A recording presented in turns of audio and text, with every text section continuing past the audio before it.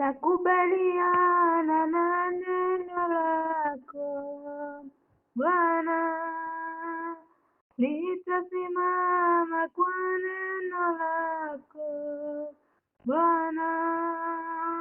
Nakubaliana na neno lako Bwana, na nitasimama kwa neno lako Bwana. Nakubaliana na neno lako Bwana, nitasimama kwa neno lako Bwana.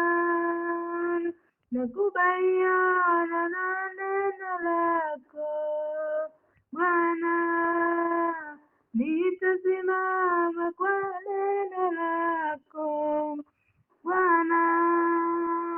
Nakubaliana na neno lako Bwana, nitasimama kwa neno lako Bwana. Bwana Yesu asifiwe. Nawasalimu tena katika jina la Yesu Kristo. Ni wakati mwema, Mungu ametupigania. Mungu amenipigania kama mimi nimefika masaa ni kwa ajili ya mapenzi yake Mwenyezi Mungu. Kufika wakati kama huu ni miujiza yake Mwenyezi Mungu, ndipo ninasema ni asante.